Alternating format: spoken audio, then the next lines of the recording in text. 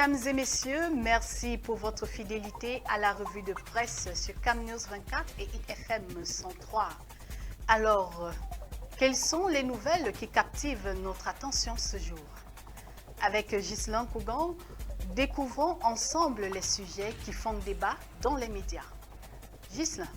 Démarrons par Challenge Hebdo à la une, de bras de fer relancé, Kona ne lâche pas Libye. L'affaire du contrôle de la présidence du PCRN ressurgit au tribunal de Kailé. L'annulation du congrès de 2019 sur la table, page 4 du journal Challenge Hebdo. Toujours avec Challenge Hebdo, après son meeting de Paris, retour mouvementé de Maurice Kamto à Yaoundé. Le leader du mouvement pour la renaissance du Cameroun a regagné la capitale politique sans avoir pu rencontrer ses militants, page 9 de Challenge Hebdo. Énergie électrique, la nationalisation des néos se confirme davantage. Le secteur de la distribution de l'énergie électrique tombe de nouveau sous le contrôle entier de l'État du Cameroun, nous dit Challenge Hebdo à la page 6 de cette édition. 67 ans après, Union sportive de Douala reléguée en deuxième division. Eh bien, Challenge Hebdo nous dit tout sur cette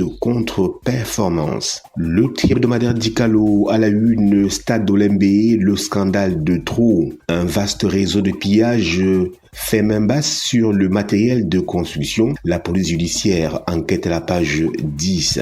Port autonome de Douala, 2500 conteneurs débarqués, menacés de vente aux enchères, page 6. Ça coince au Nozo, l'absence des moyens financiers freine la reconstruction, et bien direction 4 pour s'en apercevoir. Enquêtes impossibles, Monseigneur Jean-Marie Benoît Bala, 8 ans après, Dicalo nous replonge dans cette situation catastrophique et pour le moins émouvante. Le du Sahel, Sakmé, 4 soldats tués dans une attaque de Boko Haram. Madingring, éleveurs et agriculteurs de Diemadjou sur le pied de guerre, page 3. Grand Nord, 135 kits d'élevage offerts aux producteurs. Restauration, le Canada au secours du bassin du lac Tchad, page 7 du journal Le du Sahel. Info plus santé, cancer pédiatrique, le protocole de prise en charge révisé. Nous dit-on, agents de santé communautaire, les héros de la santé en milieu rural nous sont livrés à la page 9 de ce journal. Bien-être, préserver sa santé dentaire, page 7 pour lire toutes les petites astuces pour y parvenir. Réalité plus gendarmerie nationale, le Cameroun et la France consolident leur partenariat de sécurité. Le hebdomadaire Le Soir à la une, RDPC, offensive politique sur le terrain, Jean-Ernest Massé-Nangalé Bibéé galvanise les troupes dans la Sanaga maritime. Le quotidien L'économie, CEAC, les arriérés des États plombent le fonctionnement de l'institution. Un audit en vue pour dégager la part de chaque pays membre de la communauté économique des États de l'Afrique centrale, page 3. CTD, les transferts alloués au développement de l'artisanat restent faibles, page 4, nous dit-on. Inclusion financière des femmes, le Cameroun se distingue en zone CEMAC, page 6 pour en savoir davantage. Le quotidien Le Jour est également sur notre table ce matin. Yaoundé, 27 microbes à Kodengui, interpellés après une attaque perpétrée le 5 juin dernier au marché de Mokolo. Ils ont été placés en garde à vue administrative, nous dit le quotidien Le Jour. Mutation à la une, nouvelle carte d'identité, le chrono qui fâche. Des usagers se plaignent des délais de délivrance qui se rallongent à nouveau après les enrôlements en ligne et physique. Au lancement du nouveau système en février 2025, le DGSN avait indiqué que le délai de 48 heures ne concernait que les demandeurs qui n'ont pas de problème de filiation ou de double identité. Eh bien, page 5 pour lire toute cette situation déplorable. Adala Gildo, Ferdinand Oyono, 15 ans déjà, page 8. Excursion James Robinson à Colandom, nous dit mutation.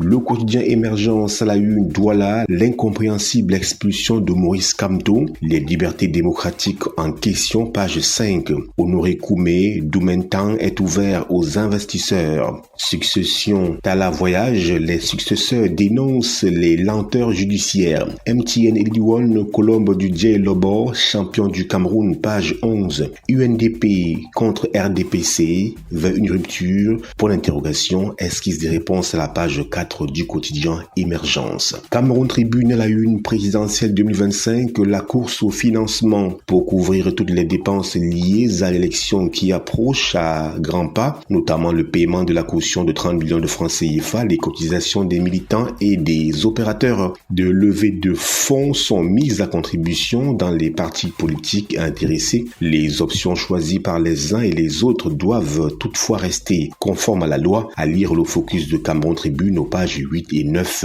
de cette édition. Lutte contre l'insécurité, 14 microbes à Kodengui, nous dit Cameroun Tribune. MTN et One, Colombe y est enfin, victorieux de Victoria United 3-0 dimanche dernier lors de la 27e journée. Le club du Sud peut enfin savourer son titre de champion du Cameroun, retardé par l'homologation des précédentes journées, pages 38 et 39 pour lire ce sacre du club du Sud. Le drapeau marché public, le MINTP tape du poing sur la table face au blocage administratif qui freine le démarrage des projets routiers. Le ministre des Travaux publics Emmanuel Ngannou-Messi a réuni le 9 juin dernier tous les maillons de la chaîne pour trouver des solutions concrètes. Résultat attendu, des chantiers lancés plus vite, des routes livrées plus tôt et une économie locale mieux servie. Le temps des lourdeurs est compté. Page 4 du journal Le Drapeau.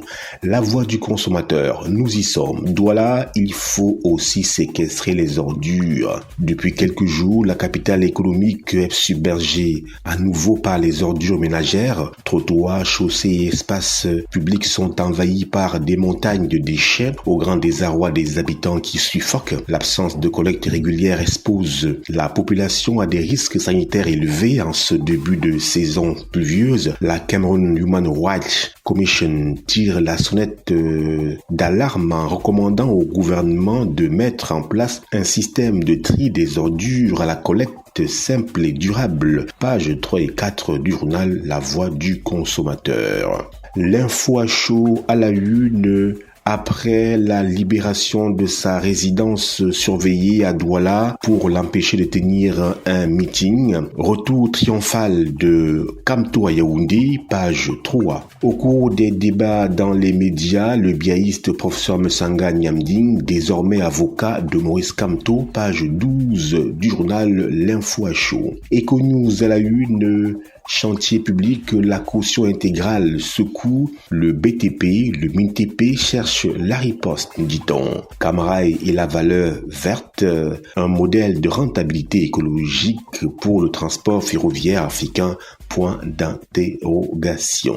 Éco-santé, élimination de la filariose lymphatique, 250 patients opérés, 60 spécialistes formés pour une éradication totale d'ici 2027. Camer Presse présidentielle 2025, la candidature unique est un mirage, nous dit-on. Info Matin, au bac 2025, Boniface Bayaola dit stop à la désinformation sur les réseaux sociaux à la page 3 de ce journal. L'Observateur à la une, Sud Cameroun, les réalisations phares du projet dans le septentrion. Innovation à la une, élection au barreau du Cameroun, Maître Goula déclare sa candidature. Devant plus de 500 avocats à Douala, Maître Arlette Goula-Fotso a fait sa déclaration de candidature pour le bâtonnat. Lire sa profession de foi à la page 2 du journal Innovation. C'est tout pour le tour d'horizon de la presse écrite. Emeline Doudou Amadou, c'est à vous. Merci Ghislain pour ce résumé précis et concis sur les différentes articulations qui marquent l'actualité de ce jour. Nous vous encourageons, mesdames et messieurs, à approfondir ces sujets en consultant les journaux sur leur plateforme ou en kiosque. Merci pour votre aimable attention et restez en compagnie de nos programmes. Au revoir.